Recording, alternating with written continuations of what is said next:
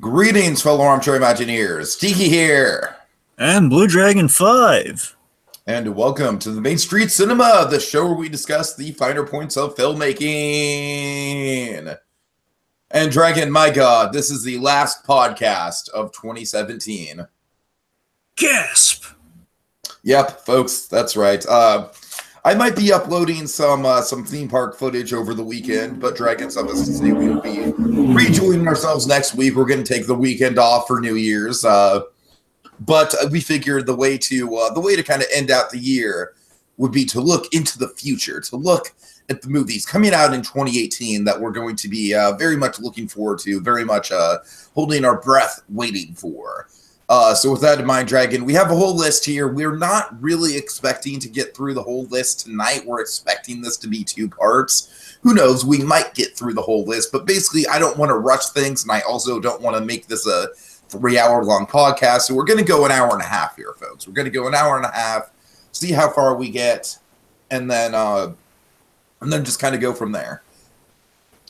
All right. So Dragon, you ready to go? You ready to get to the first movie of the year? You betcha.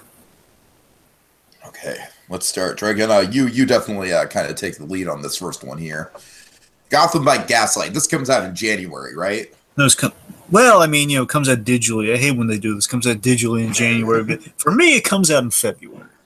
Okay. So the point is, a lot of movies come out in February at the start here. So really, January's kind of a dry spell, to be quite honest. But the point is that we're in February, so. Well, January is kind of like the spell where the Oscar movies kind of come into wide release, though. That's kind of January's function these days. Right.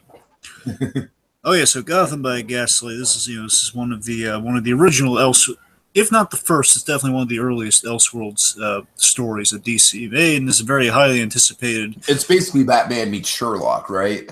Yeah, it's basically it's Sherlock Holmes. It's Batman in a Victorian, Sherlock Holmes setting, and he's going up against Jack the Ripper. And it's a mystery story, and the trailers look very promising. They're in the Mike Mignola style, of course, the guy who did Hellboy. That's who did the original comics. So they're kind of replicating that as much as they can in animation. And as I said before, especially when we're going through the 2017 list, we reached works like Teen Titans and Justice League Dark. Mm-hmm. The DC original animated film line, they're at their best when they're adapting stuff versus kind of doing stuff from their little pocketed, in continuity lines. Like quote-unquote cinematic animated universe or whatever they're calling it. Yeah, which came together a lot faster and more consistently than the DCEU, but at the same time it wasn't better. So it wasn't better. The point is that. So this is the kind of stuff I love it when they do this sort of stuff, and this is like it's a coveted story. And again, like the trailers instantly sold me. It's like, oh god, I can't wait. We got a good voice cast. Bruce Greenwood is returning to the role. He's only done Batman twice. He did it in Young Justice, which is also coming back at some point. I don't know where, because it was supposed to be on Netflix. Now I think they might change it to like the CWC or Seed or something. I'm hoping it's still on that. Regardless, Bruce Greenwood's only done it. Young Justice, and he did famously in Under the Red Hood. So this is really in a movie form, this is the second time he's ever done Batman. So I'm looking very much forward to that. And we have Jennifer Carpenter as Selena Kyle, who has a substantial role in this. We had a really good cast in this movie. And like basically, imagine all your Batman favorites, but in the Victorian setting, we have some reinvention of some characters. I won't say how, but let's just say we have kind of a neat take on the Robins from what I remember. I haven't read the book yet because I'm basically waiting to see how the movie does, and then I'll go back and read the book, see how it kind of stacks up. So the point is, I'm looking very forward to this. And this is definitely short of Better Call Saul season 3. This is the first DVD I'm gonna buy in the first new DVD I'm buying in 2018. Okay, and then into February we get Black Panther. Yes, taking Deadpool's spot, by the way. Right. I'm very optimistic about this movie, Dragon. Of course, it's directed by Ryan Coogler, who did Creed, and also the devastating Fruitvale Station. Oh man, have you seen Fruitvale Station, Dragon? No, I haven't. Oh god, it's heartbreaking. It's hard to watch, but it's riveting. Anyways, Black Panther. I'm getting more excited about the movie the more I'm hearing about it. Oh yeah, I'm very eager again. I really can't wait to see what kind of, because I've kind of hit upon this. Kind of hit upon with especially after this deal's been struck, this gets me super jazzed about this movie even more because I've kind of struck a balance that Doctor Doom and Black Panther kind of reflect each other because they're both kings of their lands. They're highly technologically innovative lands. So basically, Latveria's evil Wakanda, and this is of course just we haven't really honest to goodness been in Wakanda yet, which we know we're definitely going to be getting in this movie. That's going to be fantastic. Black Panther in the market. I still love that that initial. Don't worry, the other trailer is good, but I just like that first teaser trailer the best. And it's the welcome to the spotlight. That's so. And honestly, the bit that keeps. I feel like the world building of this movie is going to be pretty off the charts. Oh yeah, I mean, I can't wait to see this casino set piece that we had teased in the marketing. I mean, Claw, Ulysses Claw, played by Andy Serkis. That's going to be really cool. That interrogation scene that we're gonna. I'm excited to see how they handle the one arm thing. I can't wait to see because in the comics, what he has is his claw in question. It's not like a traditional claw, like a Dr. Claw thing. He has like this cool otherworldly blaster on the end of his arm. That's what they do in the comics, and it's kind of funny how we handled dismemberment in the Marvel Cinematic Universe. And we've been building this up, and Claw's one of those characters where you actually have a grand payoff to the dismemberment. So I'm looking really forward to that, just seeing him fully realize as we've been building him up. But just again, Black Panther is just one of the coolest elements of Civil War. I kept telling you, I rewatch that scene all the time from Civil War where. I know everyone's going to say the airport scene. That's cool, and of course I get to that, but I keep finding myself that scene where Captain America he runs up and he pulls Black Panther off of Bucky, and it's such a fantastic moment seeing those two guys kind of go head to head. But that respect that he has for Captain America. Oh yeah. And again, it's that moment from the marketing where he moves the helmet and he's walking towards him with that whole stem to the spotlight. Oh my god, I'm so psyched for the movie. Michael B. Jordan is the villain too. I think that has the potential to be one of the better villains of the MCU if they write him right. That's so. I know it's so cool. Like, I'm so looking forward. I can't. It's hard for me to express it. I'm so looking. It's not my most highly anticipated movie of 2018, but I'm super eager to get the Black Panther. Just eagerly anticipated movie, I guess. Okay, so Early Man Dragon. I'm stoked for Early Man. I think the trailers look so charming for this thing. Early Man, it looks good. I'm sure it's going to be good. Basically, I'm not going to be. It's not. I don't think I'm going to go out of my way to see Early Man. If I can luck into seeing Early Man, I will. But I know it's going to be good. It's AntMan for pity's sake. They're going to be fine. Just the look of it, I'm so glad that AntMan has not really fundamentally changed the style or the look of their films. It maintains kind of the claymation quality of Wallace and Gromit so well. I love the textures in the animation. Honestly, the romance in this movie, judging by the trailer, seems super sweet. The sophisticated woman and the caveman. It's kind of got a vaguely Beauty and the Beast quality to it. I'm stoked for this movie, Dragon. I gotta say, this is probably my most anticipated animated film of the year. Haters come at me, bro. I got my problems with Incredibles 2 and WreckIt Ralph 2. So I shouldn't say problems. I should say I have my concerns. Basically, I have more concerns about the Incredibles 2 and WreckIt Ralph 2, whereas, like you said, Dragon, this is AntMan. They're going to do a solid job. It's practically guaranteed that this is going to be a good movie. At the same time, I'm not. There's nothing that's just kind of getting me hyped out of my mind. I'm comfortable. I'm it's going to be good. Come on, but yeah. And of course, I'm still riding the Kubo high of stop motion, so I'm anxious to see another stop motion animated. Aren't we all? Okay. Next one. I don't know, Dragon. We're going at a good pace. We might be able to get through all these. Okay, Ready Player One, of course, Spielberg's big movie. The Post came out towards the tail end of this year. Now we got the next big work that he's been really working on, adapting Ernest Cline's book, right? Yes, Ernest Cline. Yeah, Dragon. This is my most anticipated movie of the year. Oh yeah, I know that.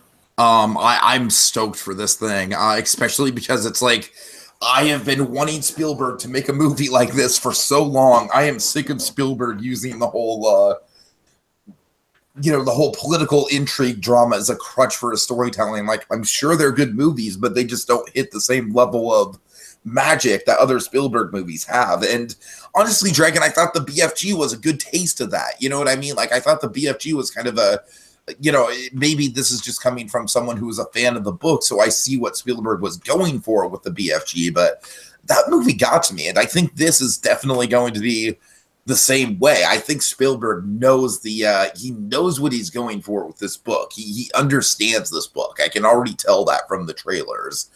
Honestly, Dragon, I feel like the trailers are a little misleading with the with all the nostalgia, because trust me, the nostalgia is in there and the iconography and all that is in there, but at the end of the day, it's also just a really damn good kind of iconoclastic sci-fi tale. It's got a really haunting class system in it. It's got a good message about escapism and the internet and internet addiction and all that stuff, and technology overtaking our lives.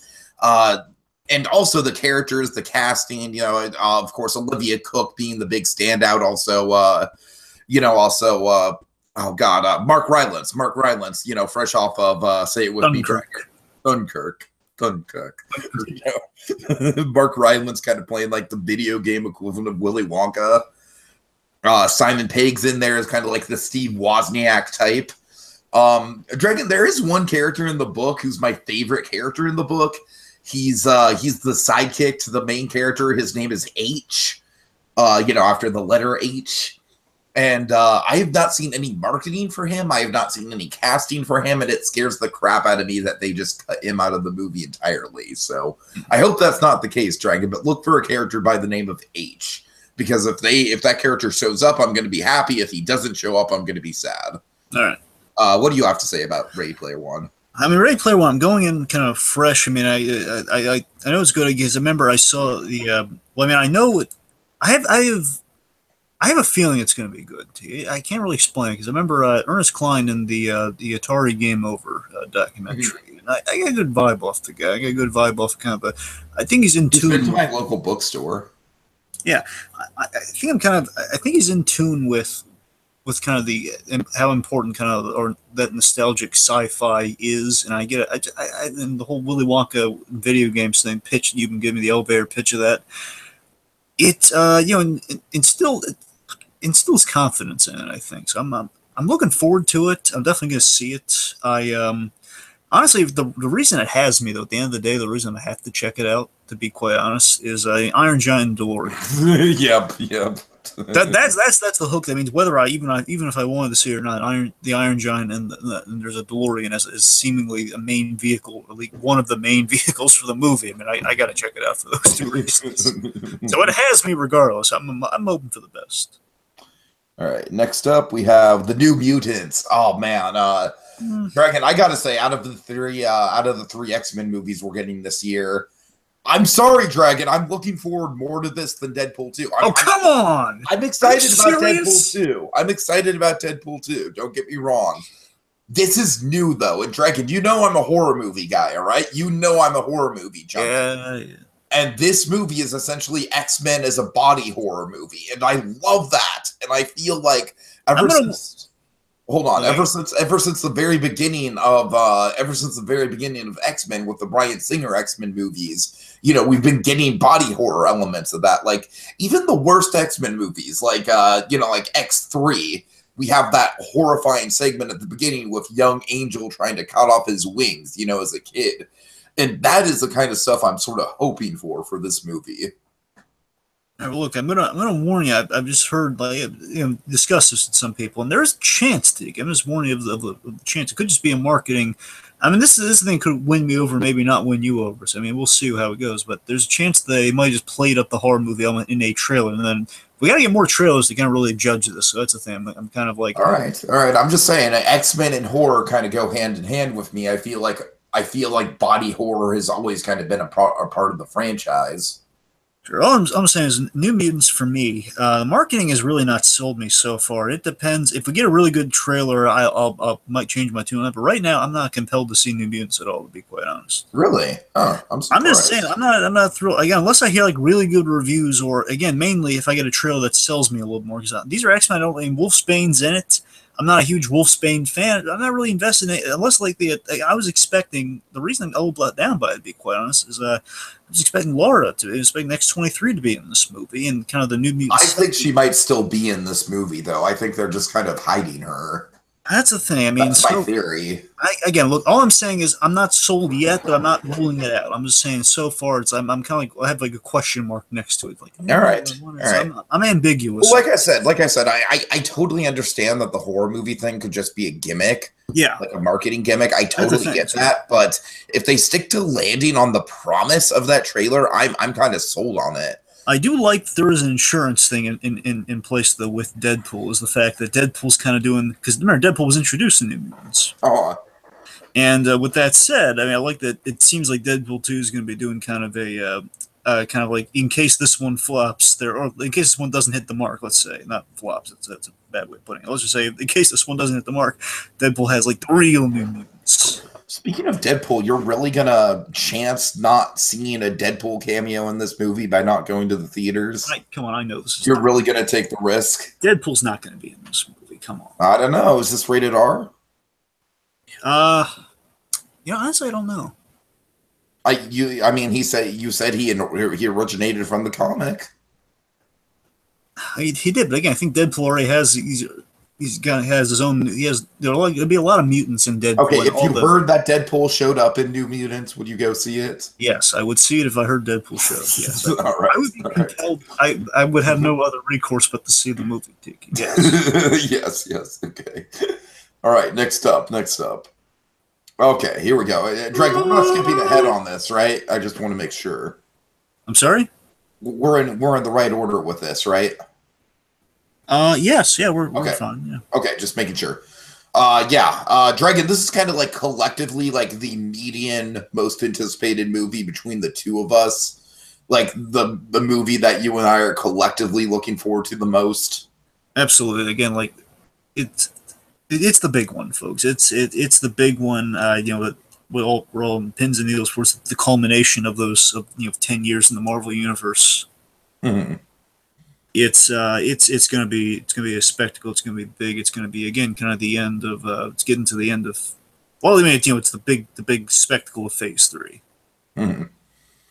And just the idea of it's basically kind of like going to be like a giant like Marvel versus Capcom without the Capcom, like all these Marvel characters like coming together, like all these different team ups. I can't wait to see how the Guardians interact with everyone else. I'm really excited about seeing Hulk back on Earth, even though I kind of wish they did spoil the transformation thing, but that's another story.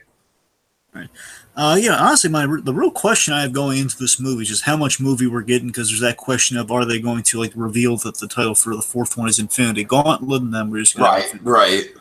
So I mean that's the pins and needles, like what the heck, like how much movie are we going to get in this? Like how fantastic is this movie going to be? Like it's how much is going to make everyone's head spin. For me, the moment I'm just dying to see is the Black Panther saying, "Get that man a shield," and I can't wait to see Steve Rogers in this movie. It's been a while since I've seen Cap. We got a really good cameo of Cap in Spider-Man: Homecoming. So I shouldn't say that, but you've seen the real, I guess the Captain America arc, seeing kind of where we left him since Civil War. It's been a little while. Mm-hmm. So I'm just dying to see the whole, because again, he's not going to be Captain America in this movie. He's going to be Steve Rogers, kind of on his way back to kind of accepting the Captain America guys. But again, even without just thinking Cap, I'm just saying it looks, the vibranium gauntlets, it looks amazing. But aside from that, right, now we're at a place where we're gonna have the big crossover. We have all these characters we put into play and just see them kind of finally kind of bounce off of each other, and like kind of the dynamics that, like, I'm hearing Loki or Nebula. Of course, Nebula's gonna have a huge role, reported to have a huge role in this movie, based on the comics. Yeah. That's what I'm saying. Of course, something that even like how it should have been has been teasing. Of course, the Adam Warlock of it all. It'll be interesting to see how much Warlock we get. Adam Warlock. That's the thing, because there's a very slim chance we might not get him in this movie, but we'll get him in the fourth one. That's, again, depends how much sort we get in this movie. So it's interesting. So I'm getting the point is it's going to be huge. It's going to be a bombastic event. It's going to be great. I'm still betting the Iron Man's again. If anything, this one, I think Iron Man would get killed off in this movie, then Captain America killed off. It's funny, Dragon. If I were a betting man, I'd say that Peter Parker is going to get killed off in this one. Not permanently, but just like for the time being, for thematic purposes. All I'm saying is, if we're not counting the whole like you snap your fingers, bring everyone back quality for right, yeah. Now. all I'm going to say is if we're just kind of betting on like kind of the playing for keeps death, I would say Iron Man this movie, then Captain America in the fourth one. Oh God, that'd be hardcore. So those are my playing for keeps deaths that I'm calling for the next two movies. That's my expectation in terms of who I'm in my death pool, I guess. All right, next up. Next, Solo. So I've heard this movie's kind of a mess behind the scenes, Dragon. Have you heard about that at all? I gotta tell you, Ron Howard. This is the way Ron Howard is. Though he's always chipper. You can never get a good vibe on it. And Ron Howard's always he's such an uplifting guy. He fills me with confidence for them. Honestly, here's the thing. Don't get me wrong. I mean, I know I'm more than sure the for a second I wanted to call them the Russo brothers, which obviously they're not. But Phil Lord, Chris Miller. Yes, those two guys. I mean, I have nothing confidence they would have made a cool Star Wars movie, but I got to tell you, my vision for the Han Solo movie has always been kind of like doing like an American classic, almost kind of like the Donner Superman, but for Han Solo. It's kind of like you see the kid grow up and kind of like. And Ron Howard does sound like he kind of fits that mold with that story, right? I agree. Yeah, that's what I'm saying. So that's always been my vision for the Han Solo movie. So that fills me with confidence. I'm looking forward to that. I have hopes. I know they had to reshoot a lot of the stuff, so it's kind of the old Superman 2 when Richard Donner got fired off that, and they had to bring in the guy and they had to reshoot the Donner scenes, and of course they were inferior, but regardless, that doesn't stand. So my point is, having to reshoot scenes, I would hope that kind of worked out better than it did with Superman 2 with this movie. I'm just excited. I'm looking forward to it.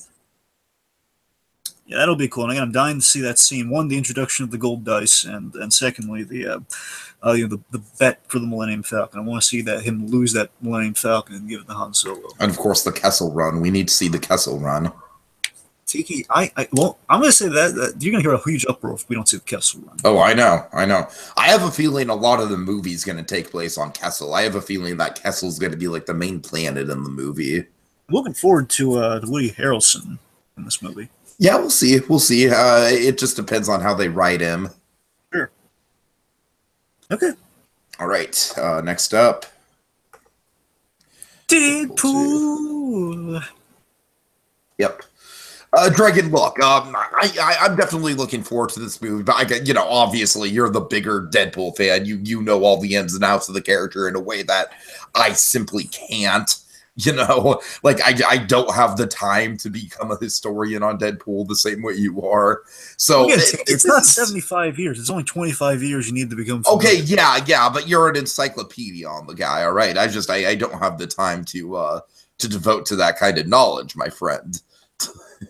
So this is your movie, Dragon. This is your movie. Yeah, this, folks, absolutely. This is, again, while we're both meeting in the middle, absolutely, and emphatically on Infinity War for me. Well, he has Ready Player One. I have Deadpool. So his basically, Ready. And I'd say I'm looking forward to Deadpool 2 about as much as you're looking forward to Ready Player One. All right. I guess, yeah, but it's I tell you, Deadpool 2.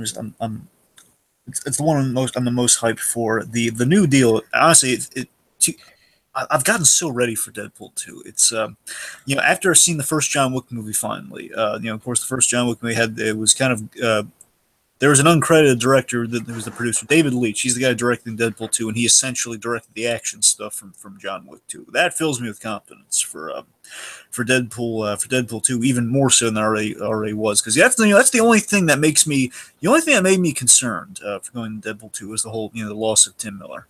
Oh. That Tim Miller is not involved with the project. He championed the source material, and that's why Deadpool kind of turned as one of the basically again you're on a technical level though. I think the Deadpool 2 director might have more experience. That's what I'm saying. See, and Tim Miller was a first-time director with right. He knocked out of the ballpark. He was kind of a wonderkin. It was a 50-year-old wonderkin. and you had it was it's a team of four with the first Deadpool movie. It's Ryan Reynolds, it was Tim Miller, and Rhett Reese and Paul Wernick. You're right. Basically, your writers, your actor, and your director. That's the holy kind of quadrant or quartet. Yeah. The Holy Quartet. And going to this one though, David Leitch, he directed that he directed the Logan teaser that we got. That turned out well, and that is very honestly looking at that and looking at John Wick. It's very consistent with what we got in John Wick. What I'm hoping is, I mean, John Wick also had a decent humor to it, along with the action. So honestly, if we get that John Wick quality in Deadpool, my confidence is even more restored. Is what I'm getting at. The whole Disney deal with with Fox that kind of fills me. That kind of gets me even more excited for it because now we have more possibilities in the humor. We got more gags we can make, and here's the really cool thing we get in relation to Deadpool. Now, Bob is more possible than ever because I was hoping for Bob, and Bob, of course, famously in the comics, was an agent of Hydra, and he, even with that in place, we worked him into the first Deadpool movie. Now there's no reason we can't work. It might be a little too late to give Bob a substantial role. We can definitely get away with Bob if there was any doubt in the Deadpool franchise. So that makes me really excited.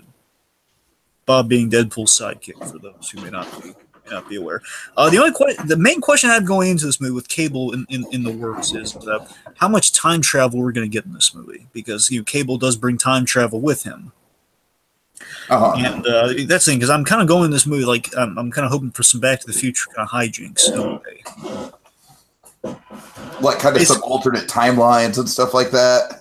Yeah, and my original pitch for, again, I don't think they're going to go with this right, not because of a change of director thing. I've kind of changed my tune on it, because originally I was thinking, it's not off the table. I'm saying going by the comics, Vanessa usually, she dies in the comics.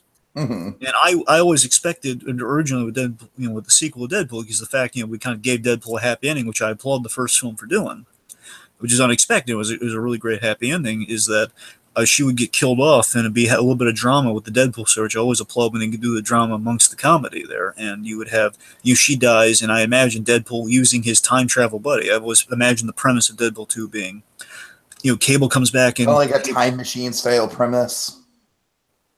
Well, I'm not quite familiar. H.G. Wells' Time Machine. I guess a little, yeah. It's a little bit of a, yeah. It's, basically, comes back, and Cable's all about. He's always he's Doc Brown meets the Terminator. That's the best way I can put Josh Brolin as Cable in this movie. What I'm expecting with Cable, he's kind of he's the straight man. He's the straight man, kind of the time traveler. He's always like future. He's like a messiah of mutant kind, saying, "Wait, we have to save mutant kind. I'm the son of Cyclops. We got to save mutant kind." And he is the son of Cyclops. It's gonna be fun to see them kind of pull that a little in the movie. I wonder if they're going to make any fourth wall jokes like Cyclops. Cyclops sucks. That's the thing. I would imagine, bitch. I would imagine they would make those jokes, Tiki. That's like, wait a minute, Cyclops didn't have kids. You don't look like James Marsden at all. Something along those lines. And what I'm saying is, like, whatever plot Cable comes, like, he always comes like time travel stuff that Deadpool always makes fun of, like, oh man, this future Messiah BS. Like, oh god, this sounds so forced and hackneyed. And what I'm imagining is, like, whatever plot, like he'll quail Cable by saying, "Oh yeah, don't worry, Cable, we'll get right to that. Right now, I gotta save my girlfriend who's died. We're gonna go back in time. We're gonna save her." Mm-hmm. Basically, I would imagine like kind of an arc stemming from that. But we had Domino, we had all the other mutants that basically Deadpool was introduced with. Domino is going to be in the movie. She's the only element I'm worried about in the movie, to be quite honest. I'm a little worried about Domino.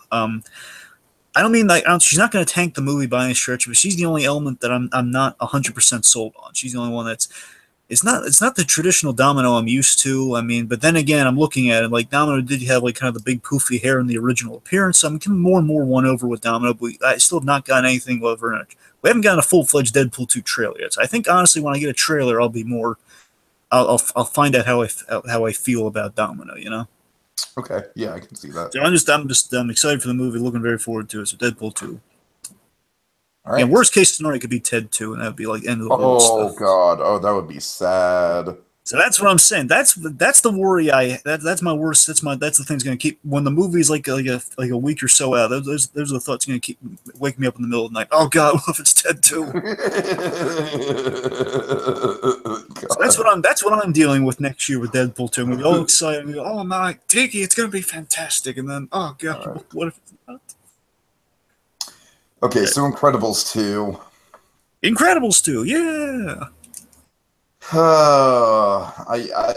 I have my concerns. Well, look, I'm looking very much forward to Incredibles 2. If Coco doesn't fill you with confidence, come on. Like I said, my concern is that I feel like after this much time, I feel like this movie is going to be too similar to the first movie. That's my concern. I really wish that if they would have just aged the characters up, like, we don't have to do as long of a time jump as it's really been in real life since we've seen these characters. But, at least age them up. I don't know, Dragon. It drives me crazy that this movie is starting literally like right after the Underminer thing. And apparently, John Ratzenberger is going to have a big role in this movie. So the Underminer isn't going to be like a one-off, like cold open joke. He's going to be like a big presence in this thing, which bugs the crap out of me. That gets under my skin. He could just be a running gag. He could be in the movie, so we keep coming back to prison with him. I mean, it could be. Yeah, you're right. I don't know. Look, maybe once we see a full-blown trailer, like, the Jack trailer was okay. It was nice to see Mr. Incredible again, the whole, you have powers. That was fun. Again, Marty, here are the things that are enticing me. What definitely Incredible seems to still filling me with confidence in Brad Bird. I mean, it's Brad Bird back after 13 years. He's always been kind of working on the perfect story for this thing. I assume he has a reason to this. It's going to be, Helen's going to be our lead, and Helen was a great character for the Incredibles, and, Bob's going to be basically doing a Mr. Mom story, and that sounds, with a kid with powers, that sounds amazing. Yeah. So I'm very confident that it's gonna be great. At the very least, it's gonna be a good continuation. And Dragon, I feel like kind of like the Last Jedi fanboys who are bitching about it, where it's like, this isn't the Incredibles 2 that I wanted to see. And again, this is the one Pixar movie that's always been warranted for the sequels versus the others. But even again, Pixar hasn't really been doing bad with the sequels they've been making. Yeah, arguably. Okay, I'm not looking to the whole Cars thing a lot. All right, I'm just saying aside from. I don't know. Let's just not get into it. The point is, Incredibles 2 looking very forward to it. All right. Okay, next up. Oh, yeah, I'm a motherfucking T-Rex. This movie's going to suck, probably. In all likelihood. that was just a complete left turn on that one. Look, Dragon, I am not filled with confidence over this movie, okay? I am not.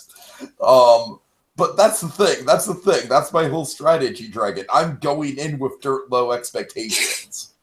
Like, that's my whole thing this time. I'm like, all right, you know what? This is going to be a terrible movie. And basically, you have a Justice League. You have a Justice League situation. You're going in with low expectations, and you'll come out with a better experience. You know what? But that's legitimate, though, because I quite enjoy Justice League. There you go. Will you be satisfied if it has like a Justice League kind of vibe? I would be. Yes, I would. There you go. I think you're gonna be. Honestly, I think you're gonna be. Dude, I'd be satisfied if it had a Jurassic Park 3 vibe. To be honest with you. Well, for me, the movie looks good. It has a fun premise from the looks of the trailers. I'm kind of excited for. I mean, I'm really the element I guess I'm looking forward to. One of the things I'm looking forward to, aside from just again the.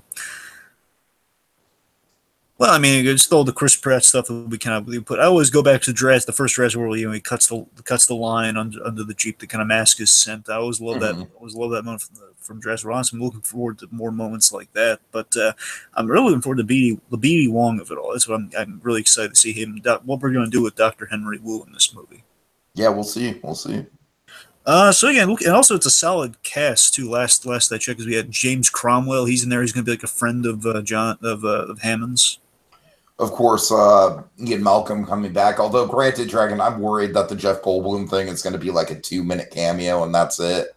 Like, he's going to deliver the chaos theory speech at the college lecture, and then that's all we see of him. I gotta tell you, I think they're going to give him a few scenes. I don't think there's going to be like a major role. I think he's going to have a few scenes, though. Okay. All right. I hope you're right. All right, moving on. Ant-Man and the Wasp. And the Wasp. Yeah. This, to me, is the biggest question mark of a Marvel movie in the next year. It'll be the big aftermath movie, because it'll be after. Right. I'm very interested to see. I mean, I gotta tell me it doesn't interest you at all, though. Like, we have this huge, the huge event that is Infinity War, 10 years in the making. Then afterwards, Ant-Man. It doesn't just interest you a little bit. Like, oh my god. No, it does. It certainly does. It very much reminds me of how Ant-Man was in the middle of Ultron and Civil War, right? Yeah, and what's so cool about that is, yet again, in a way, we've just in the marketing alone, we've kind of captured lightning in a bottle of what the experience was in the first Ant-Man movie. In that here, we have a huge monumental event, and following it is something like a minuscule kind of like it's a very humble, small movie in the MCU after this huge event in the MCU. Mhm. And we had that a little bit with Age of Ultron than Ant-Man. With there was a lot of hype around Ultron, quite obviously. In this case, it's like the hugest thing you could do in the Marvel universe, then followed by the smallest thing you could do in the Marvel universe. Right. And look, I'm very, I really enjoy Ant-Man. The first Ant-Man it's super rewatchable. It was just it's a very humble movie. Ant-Man's just cool, man. At the bottom line, Ant-Man's just it's a cool, simple movie. And we really should have given the Wasp at least one action scene in the first Ant-Man movie. This is definitely going to course correct that, I think. Yeah, well, again, she will be. She and Ant-Man, again, we have no idea to what capacity, because again, they could be theirs could be really small. But in Infinity War, it's kind of the jury's out what we're going to be doing with those guys. Uh-huh.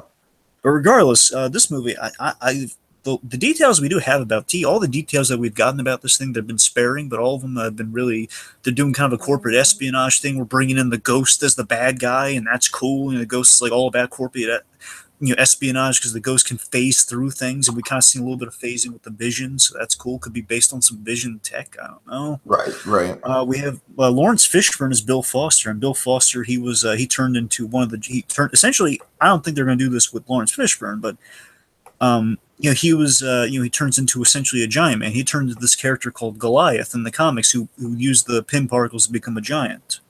Mm-hmm. And honestly, what I'm expecting with Ant-Man the Wasp is a Nick Spencer take. Now, Nick Spencer, he was a writer who took on the Ant-Man book recently. He's done a great job with him. What he did with Ant-Man was very much what the movies did, in that it was focused on Scott Lang, and it was Scott Lang's kind of the mundanity that Scott Lang faced, being a guy who used to be who was a superhero. I mean, the whole Baskin Robbins of it all. Essentially, that's what Nick Spencer ran with. He did all the Baskin Robbins stuff, and basically it was Ant-Man after just basically it was Marvel trying to kind of take things back to zero, saying, okay, all those events happened, but now we're just going to do a fresh take. Let's new stories, guys. And what Nick Spencer did was Scott Lang starting a small business so he could see his daughter. He can make enough money to kind of prove that he's trying to be in his daughter's life while at the same time starting a small business, which was he worked in securities because he was a thief and he has experience in making sure people don't get stolen, don't get robbed. Mm-hmm. So again, there's basically a Nick Spencer direction post Infinity War. And entices me very much. I think it's just what the MCU. Dragon, I also think it's kind of underreported. I think it might be a possibility that this could be a side quill. It's not. I could see that too as well. I could buy that. Because think about it, the only other movie we have in between the two Avengers movies is Captain Marvel, right? It should be this and Captain Marvel, and then four. And Captain Marvel's a period piece because that's set in the 90s. Tiki, the more you say it, I could buy it as something's going on Earth while all the other stuff's kind of right, yeah. You gotta remember, Ant-Man's in San Francisco, so he's not really in the thick of it in New York or any of the locations we've kind of established, because we've kind of gotten away from Malibu with Iron Man. We've been setting him in New York quite a great deal. Sure. So Ant-Man's in San Francisco, so he might be unaffected. Yeah. Okay. All right. Moving on. Okay, so there's not a lot of information about this movie. Ewan McGregor, I believe, plays an older Christopher Robin, and it's kind of I really drag it. This could go either way for me, really. I gotta tell you, I like the premise of this one, though. You do? Okay, fair enough. I do too, to a certain extent. It kind of reminds me of that. It kind of reminds me of the House on Pooh Corner song. I don't know about that. It's like never mind. It's not important. The point is, I think it's an intriguing premise. I'm not saying, again, I have no feelings about it one way or another, but it's intriguing, and I love the fact I like the casting so far. Ewan McGregor and Haley Atwell. Yeah. Oh yeah. And the voice cast, we got Jim Cummings as Pooh, but here's something cool. We have Brad Garrett as Eeyore. Yes. That's perfect casting right there. That's what gets me. That's what gets me more invested. That's the thing that kind of makes me want to see those details. You know what? The only thing that worries me about it is that this premise is very similar to the premise of Burton's Alice in Wonderland, where it's the older interpretation of the character going back to the fantasy world he explored as a kid. I'm sure it won't be as terrible as Alice in Wonderland. Yeah, well, Ewan McGregor alone, I freaking love Ewan McGregor, man. That guy just gets better with age. I still want him to do a Western with Obi-Wan and that Obi-Wan stuff. Oh, yeah, absolutely. Absolutely. Dying for that, man. I've been pitching that for God knows how. However. All right. Next up, we're making good time on this, Dragon. I'm pretty sure we can crack these all out. All right. Next up. Oh, boy. Look, let me bottom line so we can just get... Yeah, okay, so never in my life has there been such a disconnect between, like, something that I wanted 10 years ago versus something that now that it's actually happening, I'm like, oh, God. Oh, I don't know how I feel Sony has been threatening us with this Venom movie for many years. I'll make it. Avi Arad's almost like he's holding a gun in an office or something. He's holding a script and so like a folder with a script in it. It says like it's like a little Venom folder or something. It says, "I'll use it. I'll use it. You try it." Oh, okay, but seriously, so Venom. Look. Bottom line is, I'm hoping they're gonna be smart enough to put in the MCU. I'm just saying, especially given all the the Marvel Fox stuff. I mean, no, again, it's Sony, so that's why it's not a certainty like that. Basically, look, if Sony doesn't put in the MCU, that's a power play. That'll be a demonstration they're just trying to hold on to as much independency as they can, which is ridiculous. But at the I'm worst case scenario. Here's what I'm hoping, Tiki. I'm hoping if it is just regardless of Sony movie, I think got to at least acknowledge Spider-Man because it's gonna make no effing sense if we don't have Spider-Man isn't referenced. I'm gonna be like, Sony, you are a bunch of idiots. You know that. So hopefully they're going to be smart. At least utilize the awesome deal they have with Marvel. Again, Sony gets the money. Marvel gets the character. How hard is that? How it's printing your own money. I just realized though, Dragon, if they do set it in the MCU, they can't use Flash Thompson as Venom now. I know, yeah, that's kind of to make peace with it because we are getting Eddie Brock and Tom Hardy's Eddie Brock. It's fun. That's fine casting. I'm down for that. I'll see where that goes. Yeah, it's just like that's the thing. The character of Eddie Brock, fundamentally, to me at least, doesn't make sense without Peter Parker. Exactly. Look, I'm not saying they have to follow the Eddie Brock. You could do a Flash Thompson movie of Flash Thompson in the army and have it not connect to Spider-Man, but I think Eddie Brock's a lot harder to do without Spider-Man. Yeah, sure. That's I mean, look, I understand they don't have to follow the Eddie Brock mold 100%. He doesn't have to be a reporter necessarily, but I'm just saying, we gotta. I'm just saying again, we want to at least connect him. It's gonna be ridiculous. Oh God, Dragon! A thought just crossed my head. What? They could essentially make Eddie Brock into the oh God. What? into the Jimmy Olsen that doesn't die. Oh God. You know what I mean? Where it's like he's a reporter, but he's kind of like the quote unquote reporter is like a guise for like a secret agent. Oh geez, that's not gonna be. Look, I'm gonna say this. I'll say this much. I don't want him to do this. Now you bring it up to you. I want him to just use Eddie Brock as an excuse to do, the Flash Thompson Venom. I don't think that's right. I don't think they should just do a military Venom. If you want to do a military Venom, like I said, I think the only reason why military Venom would make sense is that the military thing is disconnected enough from Spider-Man.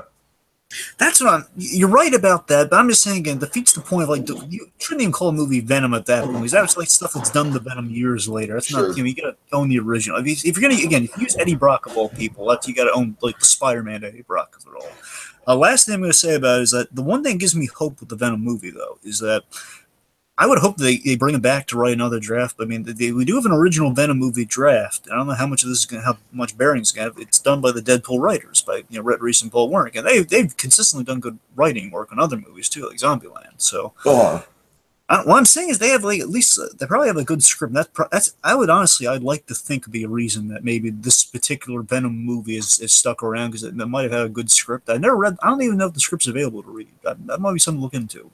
Between the movie times comes out. Anyway, so Venom also really quickly, Woody Harrelson again, kind of getting a lot of work. He's going to be in this, and really, yeah. And Dragon, I don't know. Between you and me, I think that Woody Harrelson would make a terrific Cletus Cassidy. Oh my God! I mean, I didn't know he was going to be in. This is news to me. I mean, I'm 100% down. He'd be perfect as Cassidy. Right. So that's the thing. That's the thing. If they could make a great Venom versus Carnage movie, I'm on board. Here's the thing: it could be one of two characters. Hugbees, Dragon. Hugbees. Hello. Still Hugbees. All right. Well, I don't know. Hey, what about now? Now let's just roll with it. All right. Are you sure? Yeah. All right. Okay. What I'm saying good. is, okay. Anyway, so if it's not, here's the thing: if it's not Carnage, Woody Harrelson can be one of two characters as a bad guy. Is what I'm thinking. He could be Carnage, or he could be the character that leads to the creation of Venom, which is the Sin Eater, a serial killer in New York. Uh-huh. So those are the two characters I would bet on Woody Harrelson being one of those two characters if he's a bad guy, which I assume he's a bad guy because he's a good actor. And like I said, I think the presence of Carnage would be something exciting enough to kind of push this movie over the top to kind of be a must see. Yeah, sure. We could always do like a little bit of maximum carnage there, basically. But again, we got to at least establish Spider. Otherwise, the whole Spider-Man look is not going to make any sense. No, I hear you. All right. Okay, coming up. Okay, not much to say about this movie, and shoot. Oh, God, I totally forgot. Okay, Dragon, you riff on this for a second. Yes, folks. So we have Shane Black doing a Predator film. Of course, Shane Black. Forgot to look up what you wanted me to look up. Right. Well, I bet you I'm going to be right about it, but we'll see. We'll see. I'm pretty sure you are. But I don't want to say anything without. So, folks, we have another Predator movie after all these years. Of course, we have wonderful Shane Black, who we've seen. He's done work on Iron Man 3. He's done work, of course, on written the Lethal Nice Weapon. Guys being one of my favorite movies of last year. Are they doing a sequel of that? Do you know? I've heard mumblings about a TV show. I don't think there's going to be a sequel. Oh, yeah, I heard about, what they're doing with girls, though. Uh-huh. Dragon, it is, in fact, Keegan-Michael Key. Knew it! Called it. Yes. Okay, so go on to you. Have more stake in this than I do. I don't. Oh, yeah, well, like I said, and mostly, I don't really have a ton of stake in the Predator franchise. The only Predator thing I care about is Batman Dead End, so you might as well. Like I said, it's mostly I'm just highlighting this for the director because we're both kind of Shane Black fans from Iron Man 3, The Nice Guys, Lethal Weapon, Kiss Kiss Bang Bang. Yeah.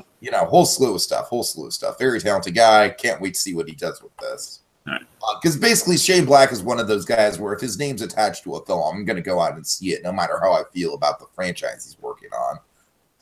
All right, so coming up next, Dragon, I gotta say, I feel the same way about this movie that you do about the New Mutants, where it's like I probably am gonna skip this movie in theaters unless it happens to get really good reviews, Right, or like a really good trailer.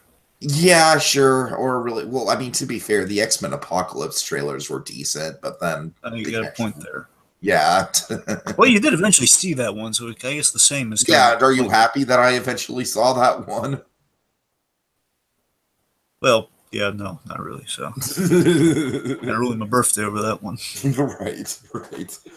I don't know, Dragon. Just to me, this kind of reeks of desperation a little bit. It's kind of like, look, we already did the Dark Phoenix saga. We botched it once, but hey, we have this crazy timeline. Let's try and do it again.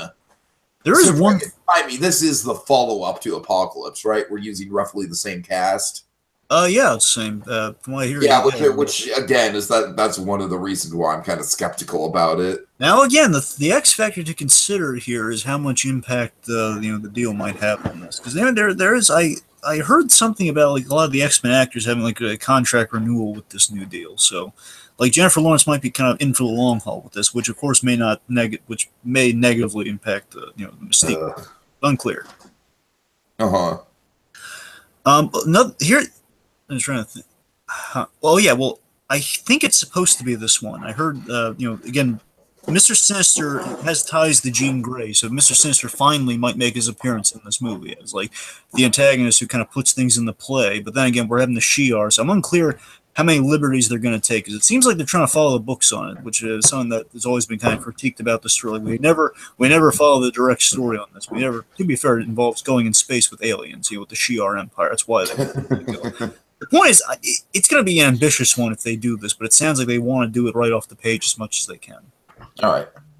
At the same time, though, what I'm saying is, if they do Sinister, the actor said he was definitely interested in being Mr. Sinister was Bryan Cranston. So, yeah. I'm saying if Cranston signed, if Cranston's announced as Mr. Sinister in this movie, would you see it? It would definitely elevate it for me, but if it got apocalypse level reviews, I'd still skip it. Yeah. All right, because I mean, I did see Power Rangers. You didn't see Power Rangers, and that had Cranston in it. And well, I'm saying not as a main bad. He was like a main, not a computer though. He's like he's going to be a main bad guy. Anyways.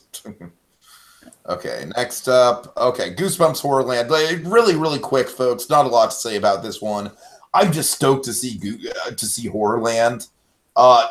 Basically, Dragon, this is going to be my Jurassic World of this year, except not nearly as high stakes as Jurassic World was in 2015. Where it's like, I'm just really excited to see the theme park. I don't really care what they do with the actual movie. I'm just excited for the, for the setting of this movie. And Dragon, I'm pretty sure that Dylan Minetti is going to be in it. Yeah, well, again, folks, I only care if Minette's back in this movie. That's the only reason I'm going to check out this movie. If he's not back, I ain't watching it. All right.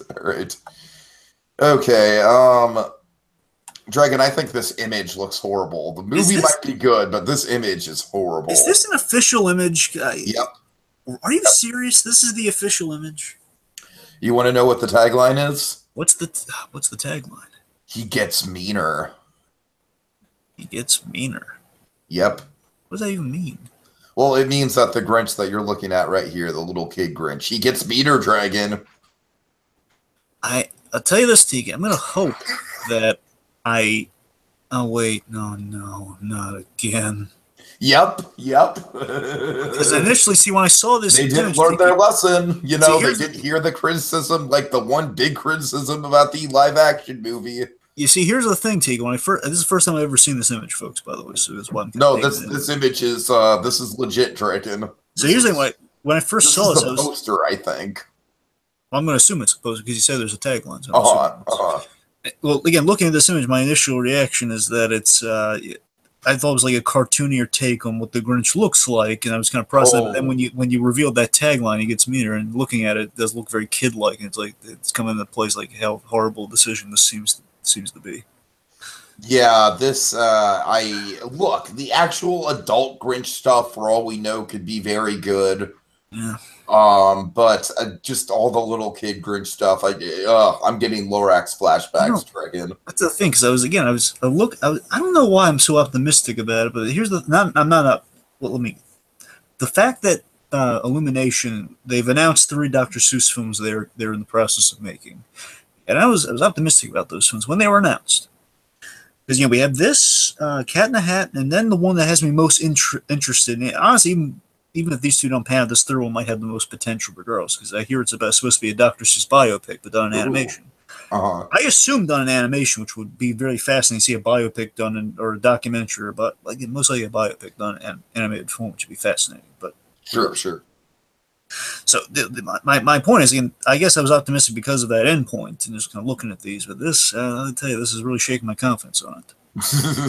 Well, that's why I decided to pull up this image. Oh, well, we'll see what we get with it. I was honestly, at the end of the day, what I'm hoping for with this movie is that I'm hoping it's just like a better film than the movie version, and something to at least maybe I was hoping it would be something to compare at least to the again, nothing to supplant the original 30-minute. I wouldn't hold my breath.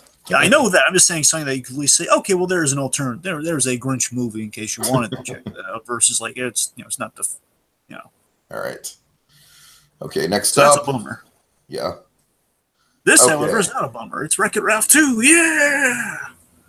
It has the same plot as the Emoji Movie. Yay! However, it is WreckIt Ralph, not the emojis. It's an actual video. Saying, Dragon, that's the one thing that freaks me out about this movie. The one thing is the fact that the plot is basically they're jumping around from a bunch of apps, and it's yeah, that's pretty much what the Emoji Movie was. Well, to be fair, and you're right, that's something they're going to have to combat, but to be fair, they were actually working on this one versus Emoji Movies, they came up with, in an afternoon, this is rip off stuff we've seen in other movies. WreckIt Ralph, let's just apply it to, a cell phone game. Right, yeah. Again, emojis, not games. I want to make that clear. So emojis, they're like a little feature. Also, Dragon, I have to wonder, since Nintendo and Universal have teamed up, I don't think we're going to get that Mario role, because Because remember back in the day, they said that Mario was going to have like a big role in Wreck-It Ralph too. I doubt we're going to get that now. Well, yeah, we heard Bowser was definitely going to be in it.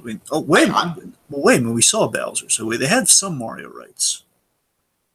Yeah, they have some Mario. I'm just saying, like, I don't think that, I just don't think that Mario is going to have like, don't get me wrong, he could still show up as a cameo or something. I just don't think he's going to, like, have a substantial side role or anything like that. Well, I figured with Fix It Felix, we weren't going to get that. I just figured Mario might have, like, a cameo. I wasn't expecting a full role, though. Anyway, so the point is, the Emoji Movie aside, I don't think it's going to have any, like, it's going to be... No, I will say I don't like the title of this movie. Ralph Breaks the Internet? Yeah. Dragon, I think this movie should have been called Super Wreck-It Ralph. Oh, yeah, okay. It's kind of... Based on the Super Nintendo. Yeah, that's not bad. But, yeah, because the Super Nintendo was like the Nintendo sequel. Well, yeah, sure. I'm just figuring on the whole like the internet theme. It kind of makes a little more sense, I guess. Yeah, but it's just Ralph Breaks the Internet. It's just telling the audience what happens in the movie. Well, I would guess honestly, what I'm just inferring this. I have no bearing on this, but my inference is that Ralph, his friends kind of get sucked into the internet, and they're kind of exploring the place, and Ralph accidentally, he kind of threatens to wipe out the internet, but somehow. Yeah. We kind of like mixing, kind of elements. Like maybe like we get the other side of my thing is like a hacker attack of some kind. Led by the little girl from Jurassic Park, of course. Naturally. God. Hey, Elliot Alderson. Has Mr. Robot ever made the Jurassic Park joke yet? No, I don't think they have. I'm waiting for it, Dragon. I'm waiting for it. We know they made that. It fits the time period. It fits the timeline. Well, I'm just saying we've had Back to the Future. So I mean, the next season, we kind of did all the Back to the Future stuff again. We should probably move on past that. So. Right. Anyways, I think there's more positive. It's gonna be fun to see more world building, Wreck-It Ralph, and ID. The big theme with Jurassic Park is playing God. So that kind of works into Mr. Robot.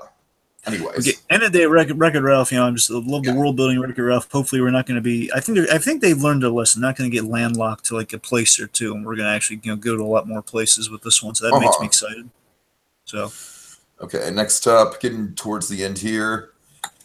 Okay, Creed 2. Not a lot to say about this one. Do you know? Have they? What? The official plot. Do we know it?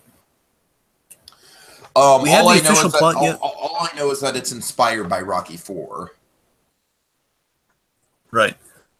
And I'm willing to bet that Drago's son is going to be in it, Dragon. I'm willing to bet that. I heard that float around. So as far as I'm hearing the plot's kind of up in the air because I heard that was announced as the plot, but then I'm hearing it may not be the case. I don't know. But I'm assuming that's the case, and it could be dicey. And Ryan and Coogler's not returning for this one because he's busy at Black Panther, right? Of course, yeah. Let's see. I'll tell you this. I'll bet you they're going to kill off Rocky in this movie, though. Especially because of the whole Rocky IV comparison. Of course, that was when we lost Apollo in Rocky IV.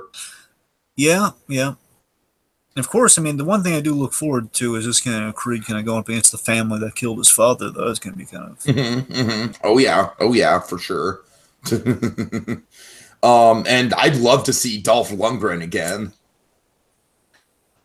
Yeah, I heard a rumor that... Old man Ivan Drago. Sure, but they could always pull, and this is going to be like a bad comparison for what I'm getting at here, but just like for comparison's sake, it'd be kind of like the opening of Iron Man 2, where Drago dies at the beginning, and that fuels the sun. Right, I could see that. God. Yeah. No, you're right. I could see that. Yeah. Okay. I heard murmurs of Ventimiglia returning in the role, which if Rocky does, then he would definitely be at the funeral. That'd be cool. He was good in that movie. Do you have anyone in mind off the top of your head that you could see as Ivan Drago Jr.? Huh. Well, I mean, I know who I would love to see. What about Martin Wallstrom? You gotta give me something. Tyrell. Really? Huh. Well, I wouldn't be opposed to that, but I don't know if he's in boxing shape though. I don't think. I guess here's the thing, Dragon. I'm not really going on, like who's in shape. I'm just going on like the acting, like I'm kind of going on like who would fit the role. Well, I know who I mean, I know I'd pick, but I'd pick him for a lot of roles. Not just because I've met him recently, because I think he could fill like a lot more roles. Stefan Kapicic, the guy who provided the voice for Colossus. Oh yeah, no, he would be perfect actually. Because honestly, you know, he did reveal when I was at a panel with him. Again, you get kind of chummy with the guy. He did reveal a few roles that he'd been eyeing, and one role that he mentioned that he would like. I could absolutely see him as I would root for him to be in the MCU. Kraven the Hunter, and he does look like Kraven. Yeah, I mean, you look at the guy; he looks just like he looks like he could absolutely be Kraven the Hunter. That's if I had to pick one role for him, I'd pick that. But he's also I've always kind of advocated Danny Trejo as Kraven, but no, that'd work. I think you more so advocated Trejo, which is good. Well, yeah, that's what I said. That's what I said. I said I have always advocated for that. Right. But I mean, for me, it's Kapicic. He's absolutely my Kraven. Good. My point is, I can see him for bottles. I could absolutely see him as like he's in good shape too. He's a real tall guy. He's imposing, and he's I could see him as Drago Jr. But yeah, I like your pick too. Wellick could be good. All right. Like I said, I know that Wellick's not really in shape for the role, but I'm just saying, like from a pure acting standpoint, I could see it. Yeah. Anyways, okay, moving on. I think we're into our last four. Four.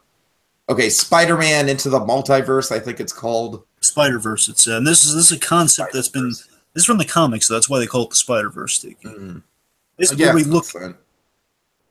Yeah, we look into alternate versions of. I'm sorry, you can hear me, right? Yeah. Yeah, we have alternate versions of like this is where we get Spider-Gwen and stuff like that. So honestly, they could build a franchise as. Oh God, are we gonna get Aunt May in this? Are we gonna get like hardcore Aunt May? That'd be fun if we did. I wouldn't be opposed, Dragon. I really wouldn't be opposed as like a goof. But seriously, they could do like an actual like like Spider-Gwen. They could do like all there are a lot of other variations on Spider-Man. They could actually see this as soon as this movie goes over well. They could do some versions of that kind of expand upon things. But here's I gotta tell you, here's the thing. Unfortunately, the teaser is the teaser's a little underwhelming because it's like a really. It's a real basic trailer, a teaser. It's not a trailer; it's a teaser. It's almost kind of like a tech demo teaser. That's what I'm saying. I want. Here's the thing: the details they reveal about this movie have me psyched out of my mind. But the teaser is just like he runs. I can't really get a vibe on the animation because he just removes the mask and hey, it's Miles Morales. It's like okay, I know that, but give me something. Yeah, I will say, Dragon, I did kind of have that fanboy moment. Like, oh, there's the character on screen for the first time. Ooh, cool. Yeah, it's just like, can I see him do some other stuff, though? He's just running. No, I hear you. I hear you. One swing? You're going to give me one swing? Okay, but here's the thing that's got me psyched out of my mind. Here's a few details they revealed in terms of the casting and characters we're going to get in this movie. Big one, Mahershala Ali, they revealed his character is going to be. So, Cottonmouth himself, he is going to play Prowler. He's going to play. Ooh, okay. And again, we set up the Prowler in Spider-Man Homecoming as Donald Glover's character, and Mahershala Ali as the Prowler, as the uncle of Miles Morales. I can totally see that. Yeah. That psychs me out of my mind, especially after the kind of character he's played in, like Moonlight. Yeah, and Moonlight, because again, that's kind of like an uncle. That's almost like an uncle-like character. Sure, definitely. So, I'm psyched out of mind for that when that was announced. Here's the thing: it confirmed recently. I had no idea about. It makes me really excited, especially with they alluded to briefly the whole death of Peter Parker thing, and the character who I could easily believe, because in the comics, it harkens back to one of my favorite runs of Spider-Man, the John Romita Jr. run. Moreland. They're gonna have Moreland in this movie as the big bad guy. And Moreland is a really bad dude, Tiki. He's a guy who.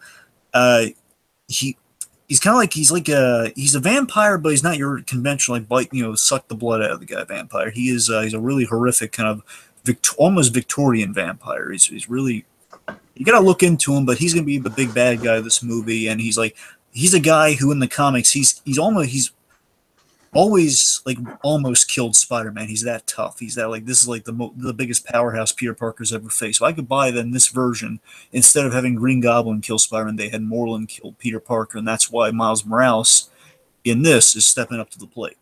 Mm-hmm. So yeah, but again, the only thing I really have this one is that we need an actual trailer. Then I can confirm my hype for this movie. But until then, I'm looking forward. I'm intrigued. We do know that it'll probably be the best animated. Well, no, not the best animated superhero movie of the year, but it'll be better than the Teen Titans Go movie. God damn it! Yep. Oh god, I hate that.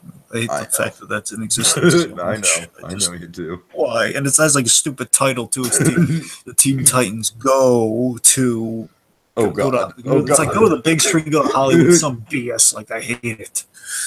All right, next. I don't even care anymore. Just move on. I hate Teen Titans. Oh god. Okay, Aquaman.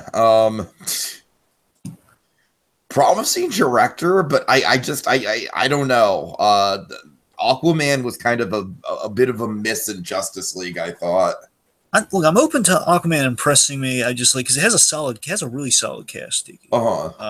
A real solid cast, and again, all I really need with Aquaman the Justice League movie is that they left all of his stuff, like all of his background, on the cutting room floor. And that's what I really needed from the guy because I can't form an opinion on Aquaman, and I'm hoping that. I'm saying this is the movie they could use to kind of impress me with Aquaman. They can get me invested in him. That would maybe make Justice League retroactively a little better with the Aquaman stuff for me.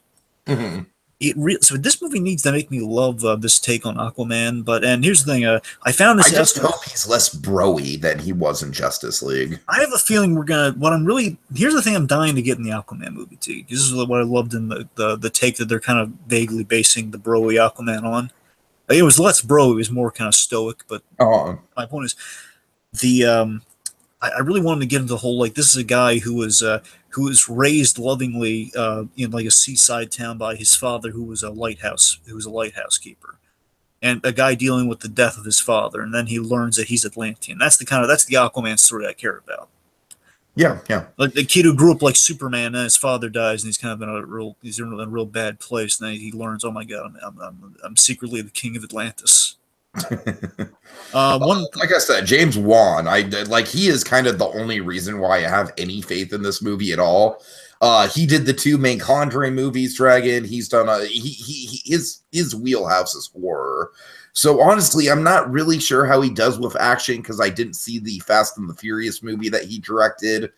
But at any rate, I definitely think the film's going to have a style to it. It's going to have a visual flair to it because of James Wan. Well, we know Patrick Wilson's going to be the big bad guy this one. Oh, that's right. I keep forgetting about that. That's really exciting. And Patrick Wilson, he's the Loki for Aquaman, because Aquaman had a brother who turned bad, and he was the guy who's battling Aquaman over the throne of Atlantis. That's Orm. That's Ocean Master, otherwise known as Patrick Wilson. And also, I keep forgetting who they got to play him, but we have Black Manta, who's another. Basically, we have both big bads for Aquaman are in this movie. We have Black Manta, and we have Ocean Master. Mm-hmm. And I looked into this, so unfortunately, my fan hope has been squashed on this particular character. I was hoping that Vera Farmiga would be his mother. So no, Vera Farmiga is not going to be. That's Nicole Kidman's going to play the. Because of course, Patrick Wilson is in the Conjuring movies. So Vera Farmiga, she is attached to the James Wan verse. So what I'm saying is, I'm still hoping she's going to have a cameo in some regard, but unfortunately, she can't have like a main role like Aquaman's mother because that's going to be Nicole Kidman. Unfortunately, so. Anyway, yeah, so but also, Willem Dafoe is finally going to be in this. Essentially, Willem Dafoe, from my understanding, is going to be as Jim Gordon in the movie, so that's kind of nice. It's kind of cool.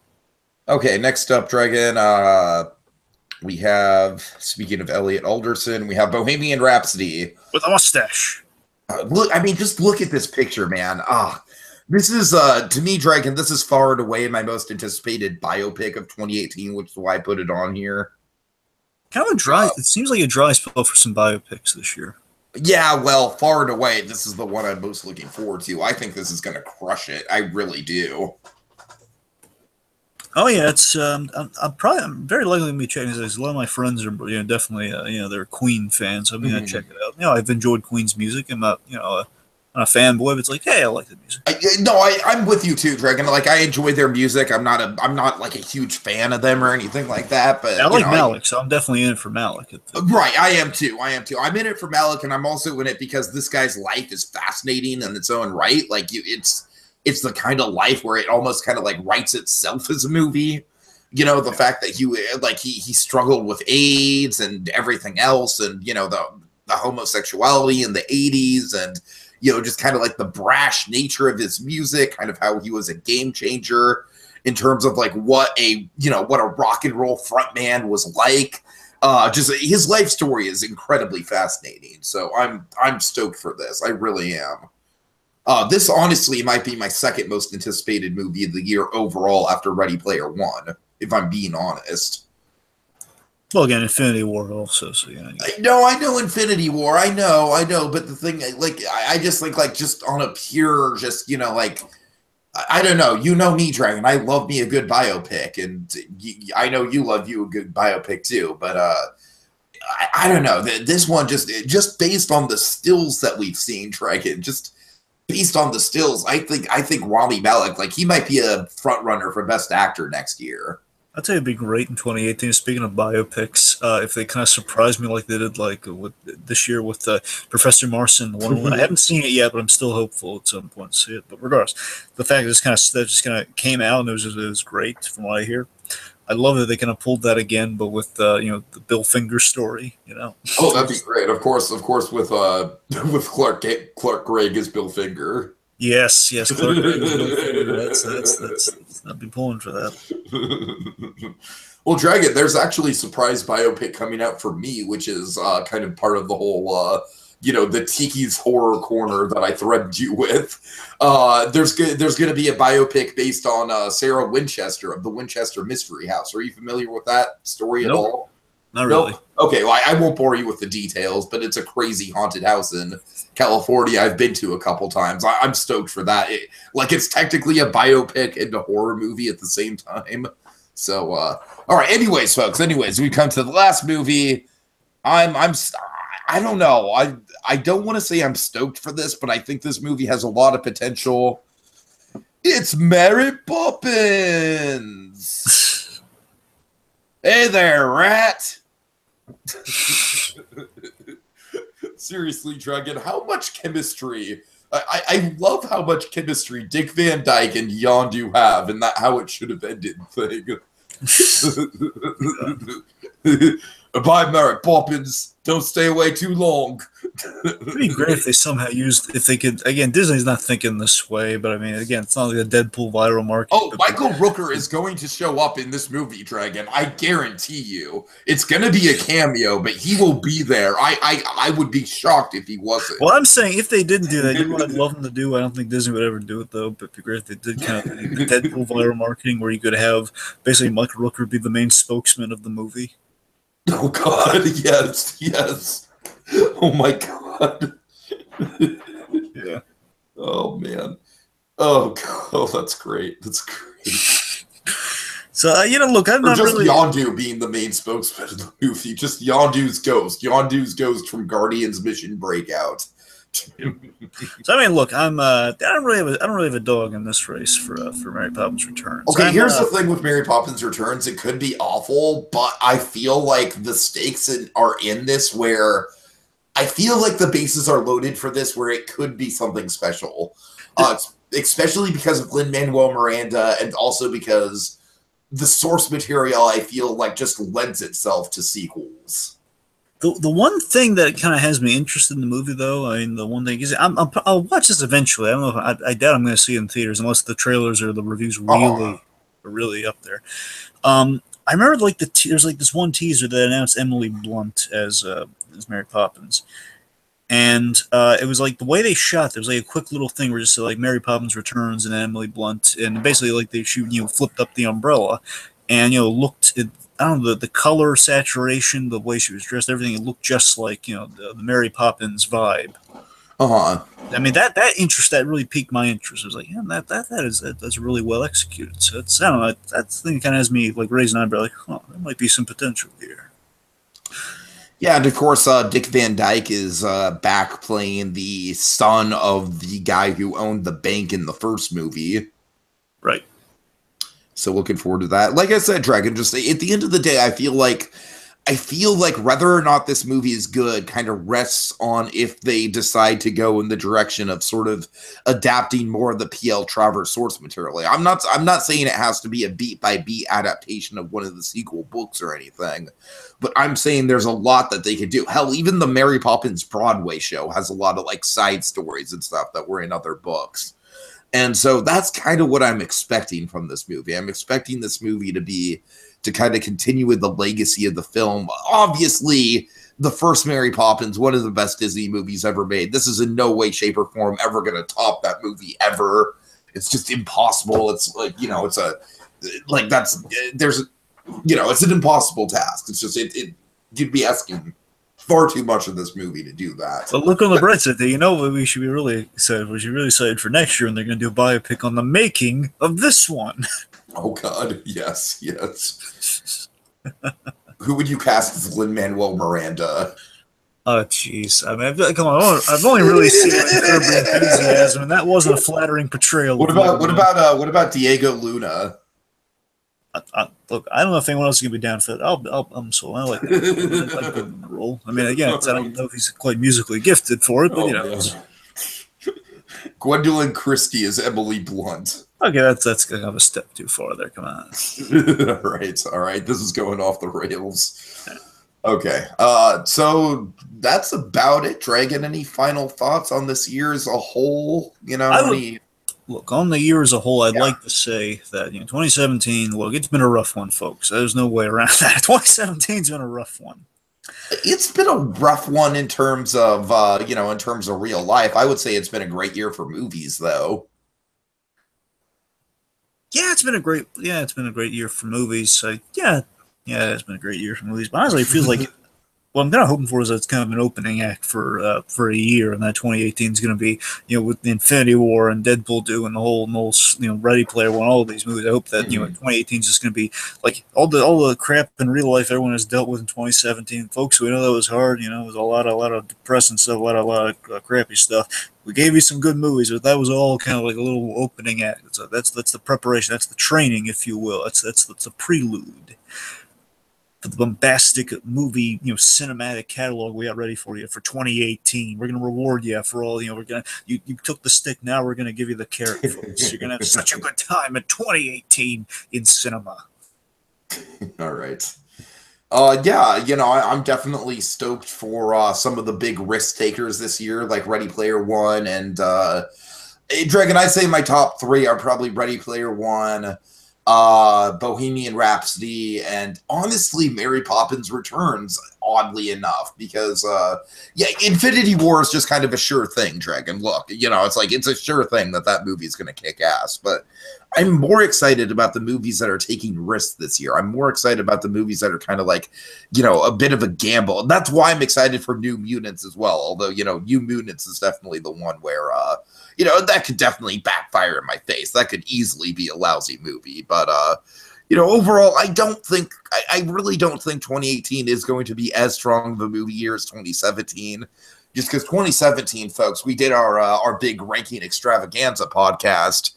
Every movie in that top 20, Dragon, I'm telling you, every movie in that top 20 could have been number one. It could have.